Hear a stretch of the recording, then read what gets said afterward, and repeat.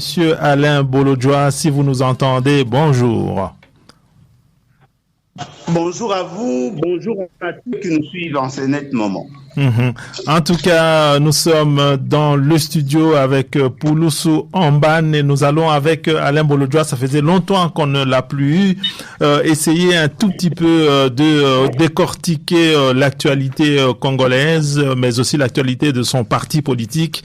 Vous connaissez Alain Bolodjoa. Alain Bolodjoa, ce qui le caractérise, moi personnellement, c'est d'abord son courage politique et sa connaissance du droit administratif, je dirais ça comme ça, de la RDC. Et ça dénote, ça tranche absolument avec tous les hommes politiques que nous avons qui exercent aujourd'hui, parce que quand on leur pose des questions sur le fonctionnement de l'appareil administratif congolais, ils ont énormément de mal à expliquer et à comprendre le sens des choses et la manière dont les choses doivent, se présenter. Monsieur Alain Bolodjoa, nous te redisons bonjour et dites-nous d'abord comment est-ce que vous vous portez à Kinshasa. Nous savons que c'est très très difficile la situation, surtout des embouteillages aujourd'hui.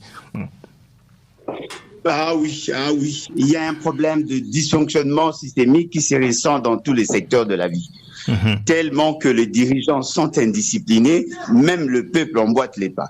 C'est vraiment difficile de se déplacer dans la ville de Kinshasa. C'est vrai qu'il y a un problème dû au nombre de véhicules ou de moyens de transport.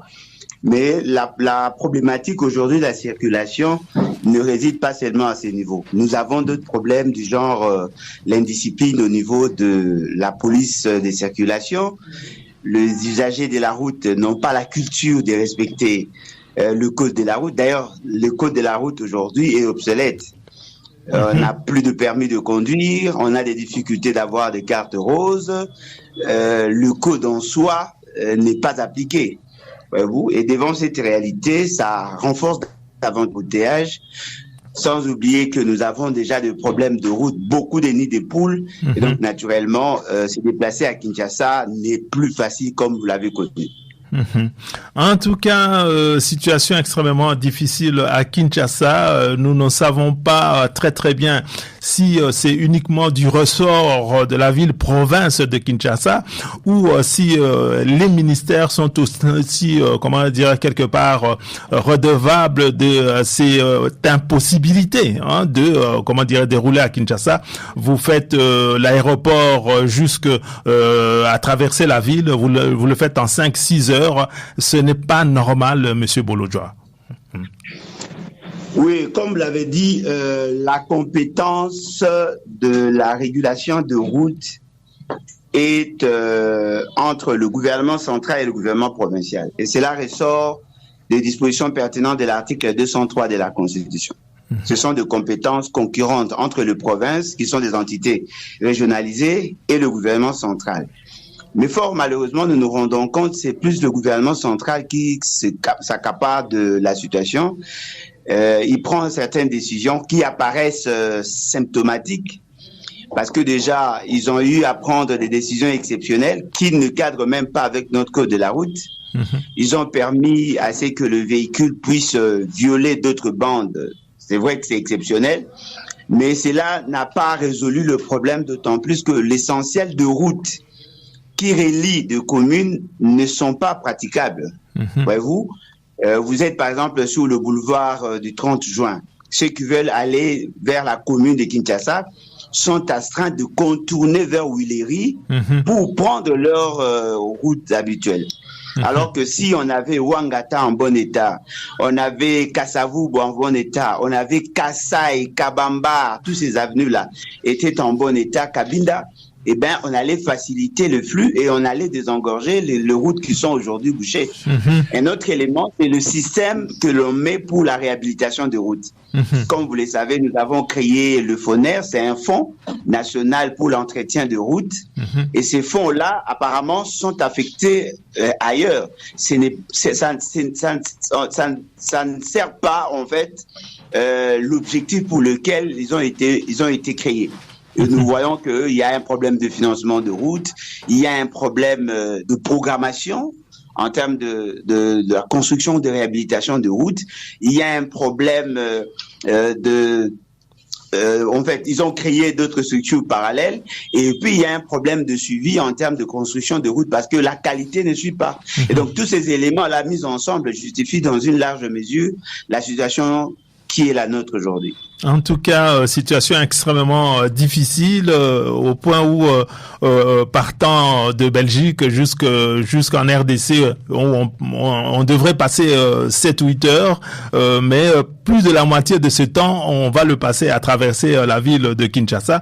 C'est assez difficile. Monsieur Bolojwa, nous vous avons surtout appelé pour que vous nous parliez de ce qui fait l'actualité aujourd'hui en République démocratique du Congo. Et principalement, d'abord, il y a cette problématique difficile à comprendre, celle de la modification ou du changement de constitution, telle que Monsieur le Président de la République,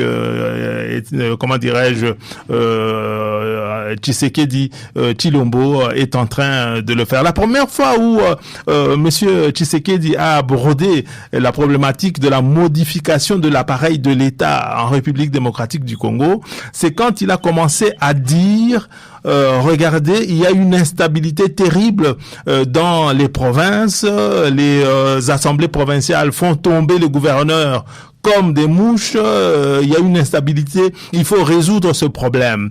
Donc, à ce vrai problème qui est posé sur, sur la gestion de nos provinces, entre les assemblées provinciales et le gouverneur qui est élu de manière indirecte, lui vient apporter, il propose une solution, en tout cas il a dit de lui-même, il disait, mais écoutez, c'est parce que les gouverneurs sont élus qui est le problème. Et donc, il faudrait que Kinshasa décide des gouverneurs. Autrement dit, que lui-même commence à nommer les gouverneurs. Alors, Monsieur Bolojwa, comment, à partir d'un bon constat, c'est-à-dire qu'on constate qu'il y a une certaine, le fait que les gouverneurs ne restent pas en place très longtemps, il y en a eu, en tout cas, qui ont été écartés dans plusieurs provinces. Mais comment, à partir de ce constat qui est juste, apporter une solution aussi irréfléchie? Je peux me le permettre, en tout cas, parce que on constate que le premier bénéficiaire de la solution que lui propose, c'est-à-dire qu'il commence à nommer, c'est d'abord lui-même, que lui-même ait encore plus de pouvoir que celui qu'il a aujourd'hui en commençant à nommer des gouverneurs plutôt que ceux-ci soient élus. Bon, comme vous le savez, la question sur le changement de la Constitution ne date pas d'aujourd'hui. C'est un débat séculier qui a commencé bien avant. Si je peux me le permettre, vous avez une idée au moins sur la vie de Jules César. Lui qui était nommé comme dictateur dans la République romaine. Il avait vu qu'il devenait de plus en plus populaire. Lui qui avait la mission de gouverner Rome pendant au moins 10 ans, il s'est décidé de changer le loi justement pour se maintenir au pouvoir. C'est-à-dire que c'est là entre dans la vraie nature de l'homme. L'homme est caractérisé par une animalité empirique et à chaque fois quand il n'arrive pas à se ressaisir par rapport à la folie que nous impose le pouvoir, il a tendance à considérer qu'il a un pouvoir supra-constitutionnel. Et c'est ce qui justifie d'ailleurs les innombrables crises qu'il y a au niveau de l'Afrique, parce que les gens ne savent pas que on a tué l'homme politique pour créer l'homme moral qui sont des institutions en fait. C'est-à-dire qu'on a transféré le pouvoir d'agir aux institutions.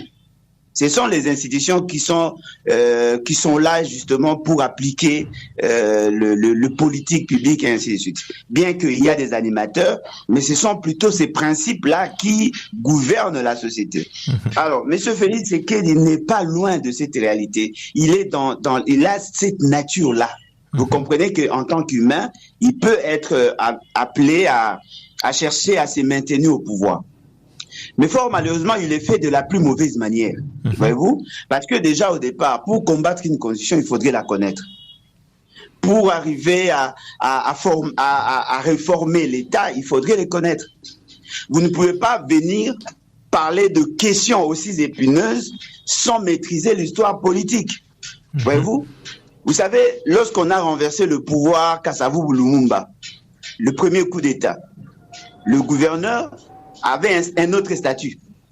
Nous sommes arrivés en 1964-65, lorsque Mobutu a renversé le pouvoir, il nous a amenés avec la constitution de 1967.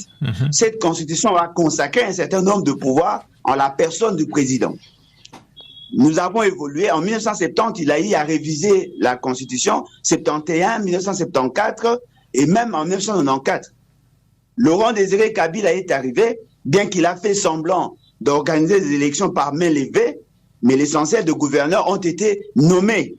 C'est-à-dire de 1965 jusqu'en 2006, l'essentiel de gouverneurs où tous les gouverneurs étaient quasiment nommés. C'est-à-dire que le président de la République prenait soit un décret, soit une ordonnance pour les nommer. Mais nous sommes rendus compte que le gouverneur nommé était dans un cadre de la concentration du pouvoir. C'est-à-dire qu'ils étaient le bras séculier du gouvernement central.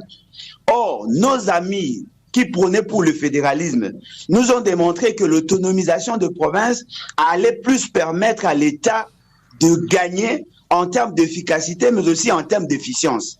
Ils ont voulu assez que nous arrivions à avoir des États de fédération, justement pour qu'on puisse se rapprocher, le gouvernant et le gouverné, que l'on ne soit pas trop loin du problème que l'on veut résoudre, parce que la concentration du pouvoir faisait que le président de la République devait prendre des décisions sur des entités qui sont plus éloignées de lui.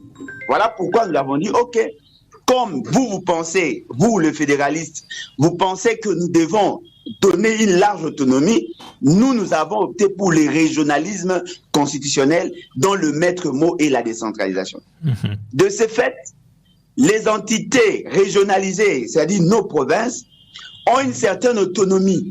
On leur a conféré un certain nombre de compétences. Mais pour que nous mettions un mécanisme de surveillance, de contrôle de gestion, nous avons créé les assemblées provinciales. C'est-à-dire que les assemblées provinciales ont pour mission de contrôler le gouvernement provincial qui, du reste, sont leur émanation. Vous comprenez? C'est-à-dire que nous sommes dans cette optique-là. Oui, M. Bolodjoa. Nous reconnaissons aux provinces le pouvoir des décisions sur certaines questions qui touchent directement aux besoins de développement, mais en même temps, nous créons un mécanisme de contrôle et de suivi afin de ne pas permettre aux gouverneurs de développer la tendance sécessionniste qui nous poussait, nous, les unitaristes, à ne pas désirer le fédéralisme. Vous comprenez? Alors, dans ce contexte-là, on dit, OK, les députés provinciaux doivent nous présenter un gouverneur qui doit être élu. Alors, le fait qu'il ait l'émanation du gouvernement, de l'Assemblée provinciale a un pouvoir d'injonction sur lui. L'Assemblée provinciale a le pouvoir de le sanctionner. C'est comme ça que nous avons vu la chose.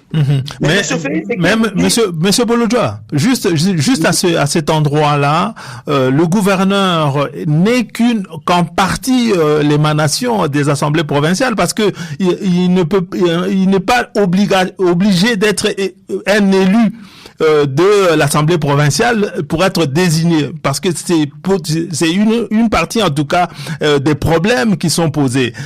Pourquoi le législateur congolais a voulu que l'élection soit indirecte à partir d'une personne qui ne fait pas partie de l'Assemblée provinciale? N'importe qui a de l'argent, qui a du pouvoir, ainsi de suite, peut venir et postuler pour être gouverneur sans passer par la case être d'abord un élu de l'Assemblée provinciale. C'est aussi un des problèmes que nous connaissons dans les provinces.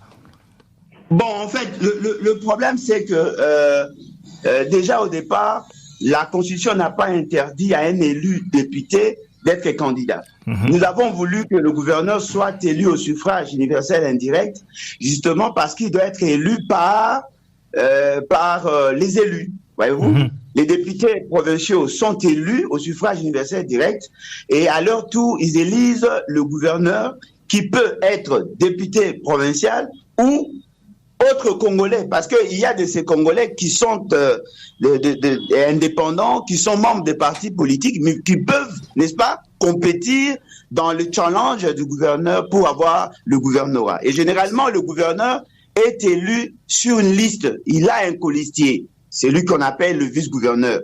Alors, dans cette démarche, l'essentiel, c'est de mettre l'accent d'abord sur le mode de dévolution. Mais ce que vous avez soulevé sur l'immoralité ou la capacité financière d'influencer et tout ça, ça c'est d'ordre moral. Voyez-vous? Mais là, nous sommes dans une approche purement politique. C'est-à-dire qu'on fixe le mode de dévolution du pouvoir comme moyen d'accession au pouvoir. Ce sont les élections. Alors, les élus, ils sont élus. Le gouverneur est élu. C'est-à-dire qu'il est élu par l'Assemblée provinciale et il est redevable vis-à-vis de cette Assemblée provinciale. Monsieur Bolodjoa. Si l'Assemblée...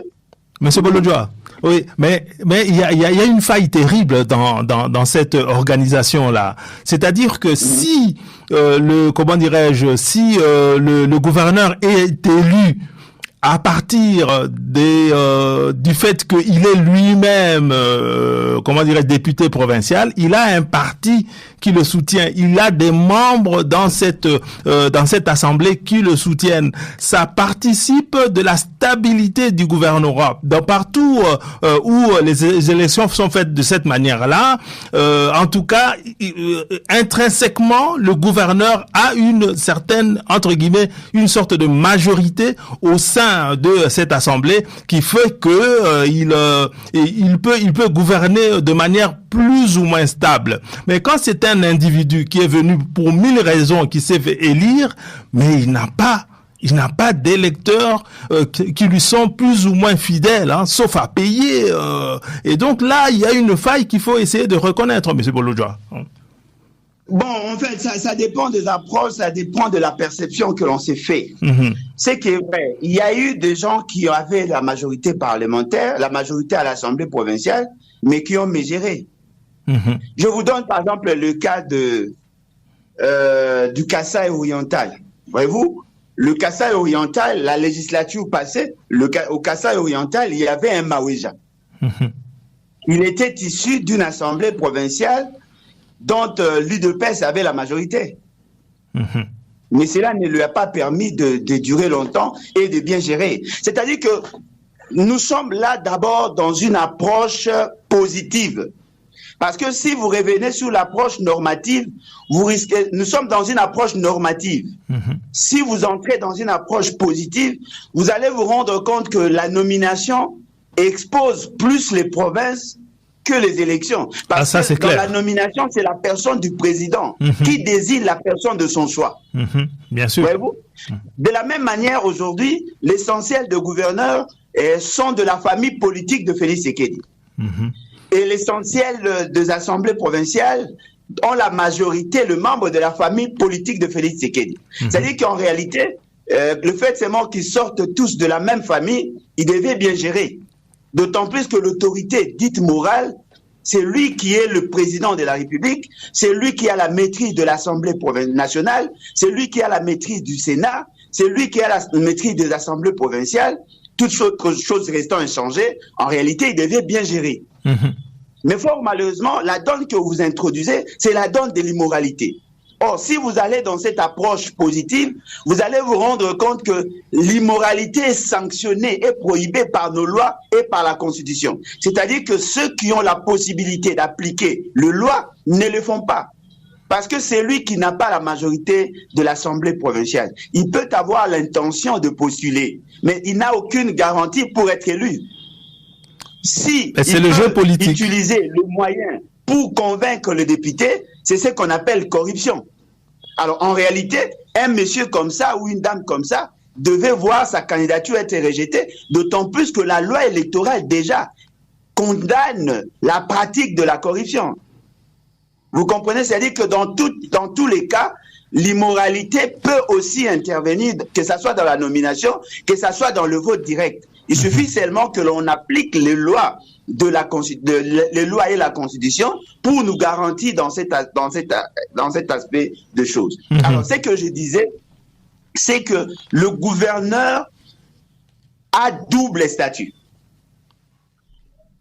Du fait de dispositions pertinentes de l'article 202, il y a des compétences exclusives du gouvernement central. L'article 203, il y a les compétences concurrentes entre le gouvernement central et le gouvernement provincial, comme je l'avais dit. Et l'article 204 énumère les compétences exclusives de province. En ce qui concerne les compétences exclusives de province et les compétences concurrentes entre le gouvernement provincial et le gouvernement central, le gouverneur est l'émanation de l'Assemblée provinciale. Mais sur le matière qui relève de la compétence du gouvernement national et les compétences concurrentes, le gouverneur est la représentation du président de la République qui est le chef de l'État. Vous comprenez? C'est-à-dire que le gouverneur a double statut. Pourquoi? Parce qu'à l'époque de Mobutu, nos provinces étaient des entités des entités administratives. C'était des entités administratives parce que nous étions dans le cadre de la concentration du pouvoir. C'est-à-dire que c'était une concentration du pouvoir central. Mais le fait seulement que nous ayons opté pour le régionalisme constitutionnel, dans le maître mot reste la décentralisation, qu'est-ce qui s'est passé? Nos provinces sont muées en entités politico-administratives. C'est-à-dire, dans les provinces, il y a la concentration et il y a la décentralisation. Voilà pourquoi vous trouvez nos provinces ont une autonomie de gestion. Au sein de nos provinces, on a deux statuts, deux types d'entités. Les entités décentralisées ainsi que les entités déconcentrées. Les matières telles que la défense, la sécurité, ce sont des compétences exclusives du gouvernement central. Voyez-vous? Mais le gouverneur, en tant que représentant du président de la République, il exerce ces fonctions-là. Il fait partie du conseil sécuritaire de la province. Il a un commandement de la province au niveau de la police et au niveau de l'armée. C'est lui qui coordonne les actions au nom du président de la République. Mais les matières qui relèvent de la compétence exclusive du gouvernement provincial, en ce moment-là, il exerce en tant que tel. C'est-à-dire qu'il a double statut. Voilà pourquoi vous trouvez, quand même qu'il soit élu au suffrage indirect, pour entrer en fonction, il doit être investi par une ordonnance du président de la République. C'est comme ça, c'est-à-dire que nous avons voulu créer des garde-fous parce que nous n'avons pas voulu reconnaître plus de pouvoir aux provinces parce que, comme vous le savez, au regard de notre histoire, il y a une tendance sécessionniste. Il fallait maintenant créer une sorte de verrou pour qu'il n'y ait pas de déviationnisme. Et c'est dans ce contexte-là que nous sommes arrivés à avoir ces choses-là. Monsieur Bolodjoa, le fait que nous ayons opté pour la décentralisation, le fait seulement que nous soutenons la démocratie à la base, si on ne va plus élire le gouverneur, ils sont nommés. Naturellement, au niveau de nos provinces, il n'y a plus de démocratie. Monsieur Bolodjoa, en tout cas, il y a personne, surtout pas ici, qui souhaiterait que le gouverneur soit nommé, et encore moins par la présidence à Kinshasa. Juste un petit élément par rapport à ce que vous êtes en train de dire. On a vu les ministres de l'Intérieur à Kinshasa, des gens qui sont nommés, qui n'ont aucune légitimité que ce qui leur est accordé par le gouvernement qui les a choisis, convoquer un gouverneur et le bloquer à Kinshasa. Sur base de quelle loi un ministre de l'Intérieur peut-il convoquer un gouverneur de province et le bloquer à Kinshasa? Bon, en fait, là, ce sont des déviations que nous constatons, justement parce que les gens ne veulent pas intérioriser l'esprit de la Constitution ou l'esprit qui a animé le constituant à nous donner cette option. Premièrement, dans la charpente institutionnelle, comme je l'ai dit, le gouverneur assume aussi des fonctions d'ordre sécuritaire. Alors, dans la conception de la concentration du pouvoir qu'il y avait avant, il dépendait du ministre en charge de l'Intérieur. Mais alors qu'en réalité, aujourd'hui, le gouverneur a double autorité. C'est-à-dire qu'il peut être appelé par le président de la République ou par les délégués pour certaines questions, des questions d'ordre sécuritaire. Mais on ne peut pas les convoquer par le ministre pour faire de lui ce que l'on veut. Ça, il y a entorse. Il y a entorse. Alors pourquoi cela s'est fait? Justement parce que Kabila, en révisant certaines dispositions en 2011, il s'est donné plus de pouvoir que ce que lui conférait la constitution originelle. C'est ça en fait le problème. Alors ils en abusent, ils veulent maintenant considérer les provinces comme des entités déconcentrées. Non, la province n'est pas le bras séculier du ministre de l'Intérieur. La province est une entité autonome. Est une entité autonome. Et ils ont une personnalité juridique.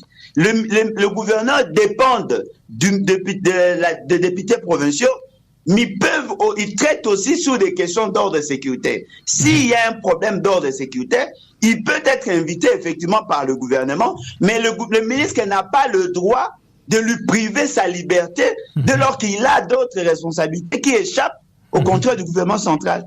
Donc ce sont des déviations qui ne sont pas cristallisées dans la Constitution ni dans les lois, parce que généralement, quand ils font usage de cette pratique, ils font référence aux anciennes lois qui sont supposées être surannées. Parce qu'on ne peut pas juxtaposer plusieurs constitutions, plusieurs lois, alors que le contexte ayant changé.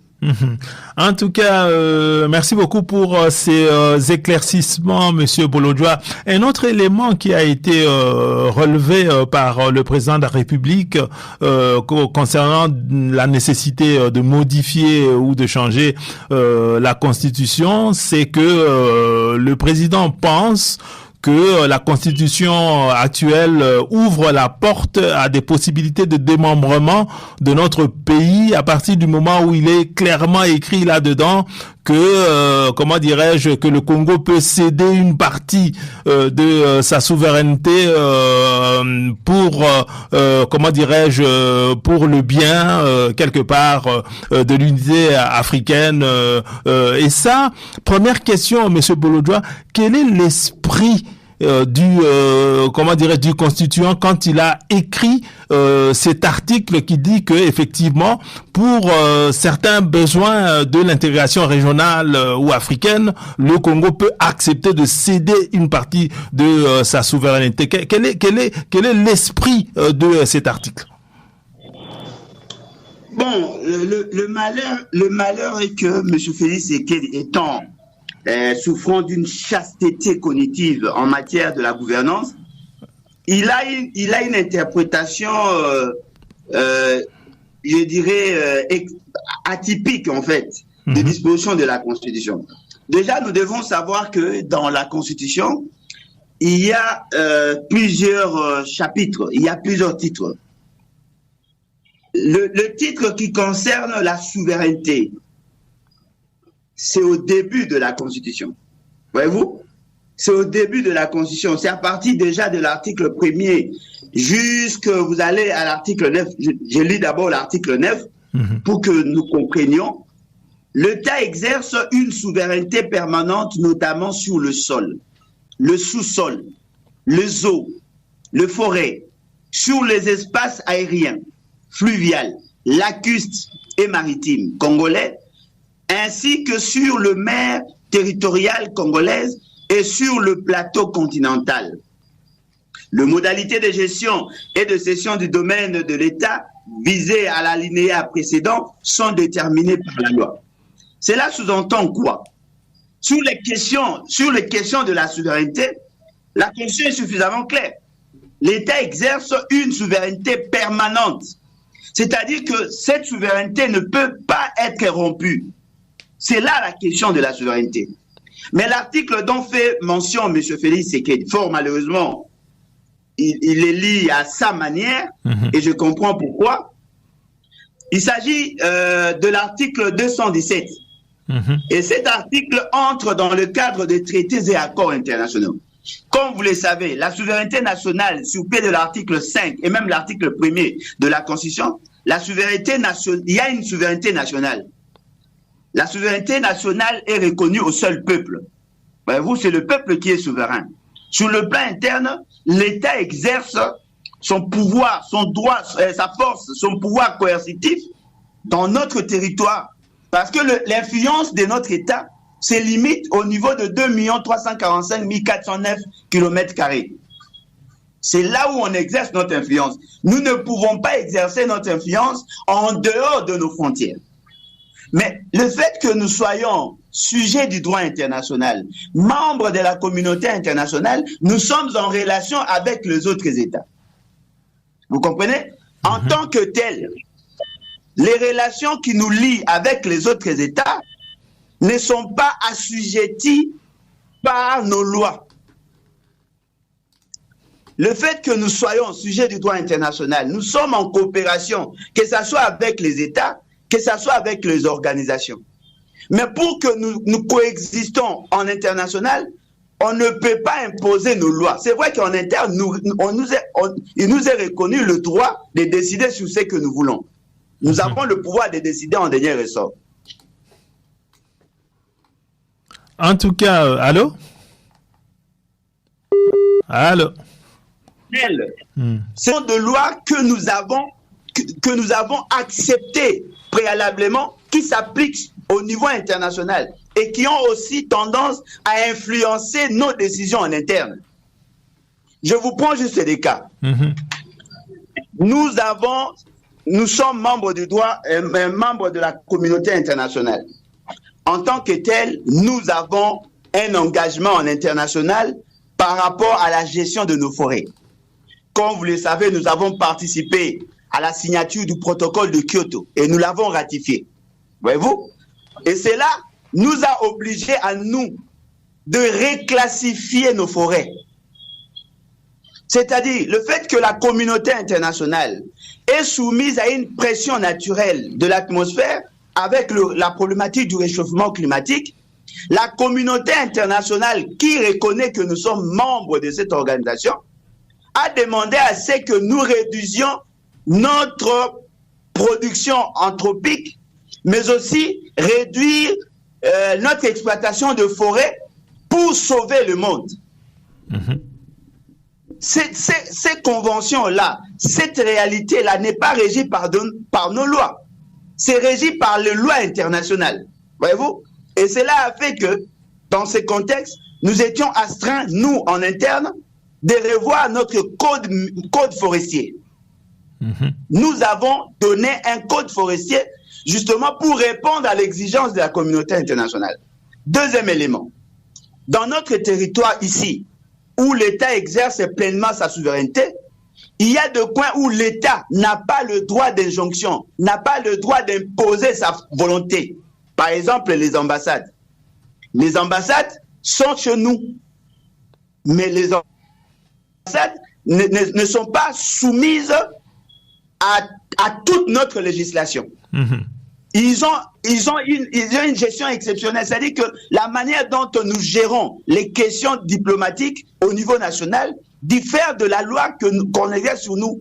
Il vous souviendra que certains généraux, certaines personnes ici chez nous ont été arrêtés du simple fait d'avoir violenté ou d'avoir violé la propriété d'un agent, d'un diplomate. C'est là, en fait, ce qui ressort de l'idée de la Constitution à ces niveaux. C'est-à-dire que nous sommes sujets du droit international, nous pouvons être en alliance avec d'autres pays, nous pouvons être membres des organisations tant sous-régionales que régionales et même internationales. De ce fait, nous cédons partiellement notre droit souverain sur des questions qui nous lient. C'est par exemple aujourd'hui, c'est le système OHADA qui s'applique chez nous. C'est-à-dire que nous avons voulu nous mettre ensemble avec les autres États dans le cadre de l'intégration régionale et de facilitation de commerce. Eh bien, nous ne pouvons pas appliquer notre loi. Nous avons créé avec les autres un système comptable qui échappe à nos lois. Parce qu'avant la ratification de OHADA, il s'appliquait dans notre pays, n'est-ce pas, le plan comptable congolais.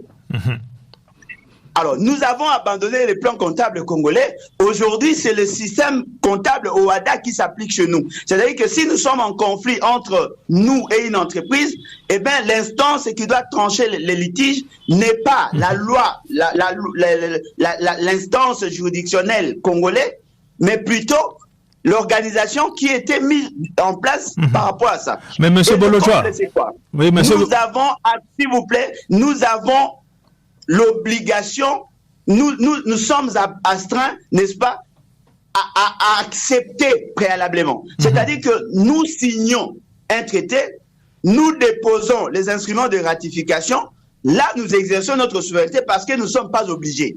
Nous acceptons et cela s'applique chez nous. Et c'est ce qui est dit dans cet article. Fort malheureusement, souffrant d'une chasteté cognitive sur des questions de gouvernance, il est emballé dans ces genres de débats. Monsieur Bolojwa, juste une petite remarque quand même. Cette disposition de notre loi détermine quand même aussi l'orientation qui devrait guider cette perte de souveraineté. La loi dit que cela devrait se faire en vue de promouvoir l'unité africaine. Et ça, c'est très important parce que, bon, moi, je suis... les gens qui nous ont suivis depuis très longtemps savent que nous sommes panafricanistes. Et moi, personnellement, je suis plutôt partisan d'une idée qui avait été abandonnée. Et c'est le Congo qui était le Zaïre à l'époque qui a été à la base de cette idée. C'est l'idée de la Ligue des États d'Afrique noire. C'était une idée extrêmement intéressante qui aurait pu nous permettre en tout cas d'avancer globalement les États d'Afrique noire et indépendamment en fait des États d'Afrique du Nord par exemple, parce que fondamentalement nous avons énormément de choses à nous reprocher. Donc c'était juste pour ajouter cet élément-là. Il s'agit pas de n'importe quelle perte de souveraineté, mais il s'agit de le faire en vue de promouvoir l'unité africaine. Mais c'était juste une petite parenthèse. Mais nous notons que d'après ce que vous dites, en tout cas, la compréhension de notre Constitution par le président de la République est suffisamment faible et vous le déplorez. Mais alors, il y a un autre point, Monsieur Bolojwa, on va aller très très vite. Monsieur Tshisekedi dit en dernier lieu, et c'est un des points principaux, c'est que la Constitution n'est pas nôtre. C'est pas nous qui avons écrit cette Constitution. C'est pas le constituant n'est pas souverainement congolais, si je peux le dire ainsi. Et ça, c'est quelque chose qui rentre facilement dans la tête des gens, alors que toutes les démonstrations étaient faites pour dire que l'essentiel a quand même été écrit par des Congolais. On a peut-être consulté l'un ou l'autre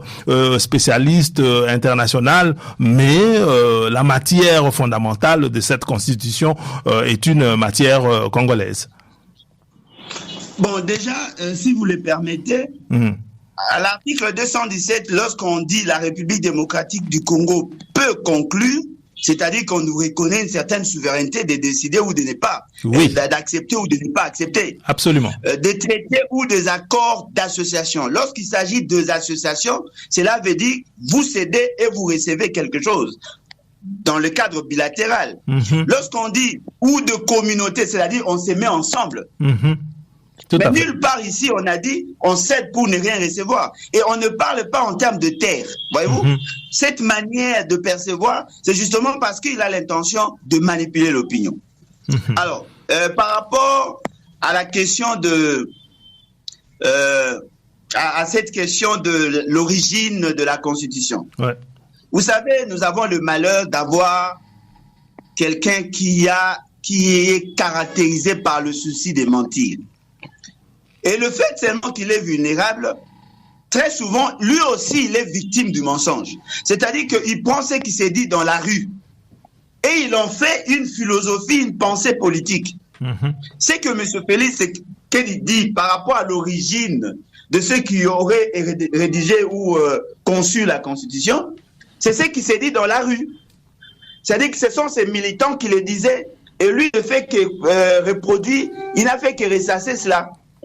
Nous le savons tous que la Constitution ou le forme de Constitution ne sont pas congolaises. Ça, c'est clair. Parce qu'aucune de nos tribus ou de nos groupes ethniques avait une constitution écrite. Aucune. Nous l'avons copiée de l'Occident, parce que l'idée de constitution écrite vient d'ailleurs. Et la question de constitution a commencé chez nous, d'abord par rapport à la loi fondamentale, en 1959-1960, on nous proposa une constitution ou une loi fondamentale qui organise l'État. Nous avons eu la constitution de Loulo-Abou en 1964, qui a souffert dans son application. Nous avons eu la constitution de 1967.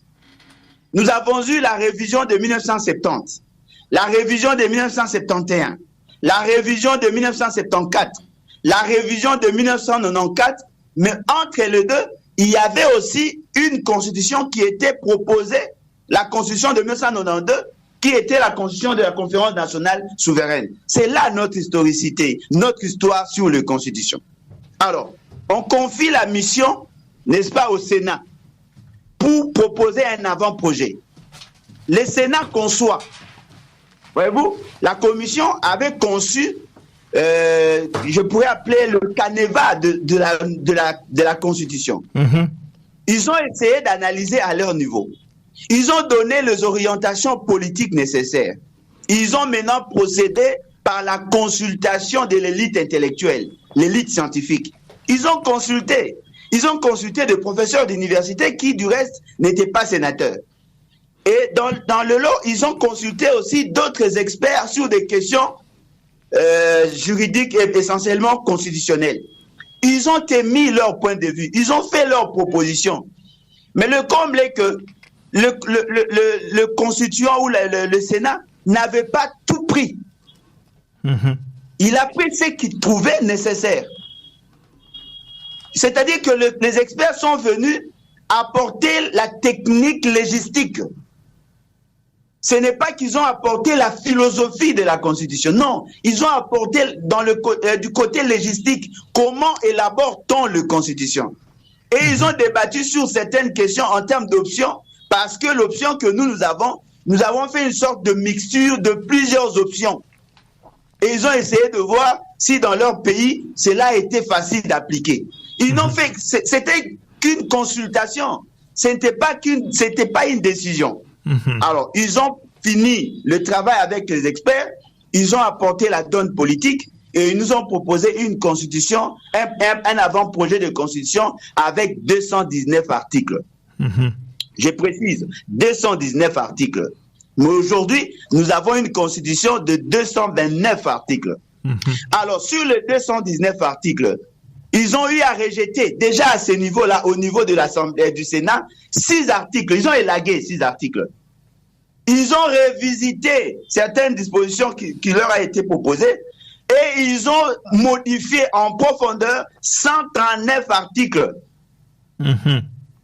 Ça, c'est au niveau déjà du Sénat. Et ils ont renvoyé au niveau de l'Assemblée nationale. L'Assemblée nationale a révisité aussi. Il y a eu des amendements profonds sur près de 139 articles. Monsieur Bolodjoa. Ils ont ajouté 10 articles et ils ont élagué 6 autres articles. C'est-à-dire que si nous avons aujourd'hui la Constitution actuelle, effectivement, ça a suivi un long processus.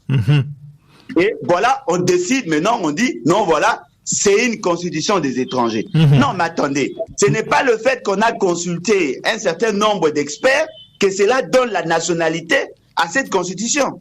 Parce que ce ne sont pas les experts qui ont décidé. Monsieur Bolodjoa, juste parce que vous connaissez tout ce qui a été élagué, ainsi de suite, y a-t-il un élément de cette constitution qui n'a pas été retenu que vous regrettez vous-même? Bon, en fait, je prends d'abord l'exemple de l'article 70 actuel. Lorsque lorsqu'on envoyait l'avant-projet de la Constitution à l'Assemblée nationale, les dispositions de l'article 70 étaient l'article 71. Vous comprenez? C'est-à-dire que ce sont des matières de l'article 71 qui se retrouvent maintenant à l'article 70. Parce qu'on avait élagué certaines autres dispositions et on a y ajouté, c'est devenu l'article 70. dans le débat, il y avait deux postulats. Le premier postulat voulait assez que le président de la République soit élu au suffrage universel direct pour un mandat de 5 ans renouvelable. Alors, dans leur perception, qu'est-ce qu'ils ont dit? Ce qui n'était pas acceptable, qu'il fasse 3 mandats consécutifs. Et la tendance était soutenue par l'essentiel de ceux qui sont aujourd'hui dans l'Union sacrée. C'est-à-dire qu'il y avait Kabila, il y avait Jean-Pierre Bemba, il y avait Roubewa, il y avait Mboussa Nyamwisi, il y avait Roger Lumbala. Ils ont soutenu ça. Et nous, à l'époque, nous étions représentés par Emery Okunji, et il y avait d'autres personnes de la société civile. Nous avons dit niet. Parce que l'idée était de ne pas permettre à quelqu'un de nous imposer une sorte de folie du pouvoir en cherchant à se maintenir.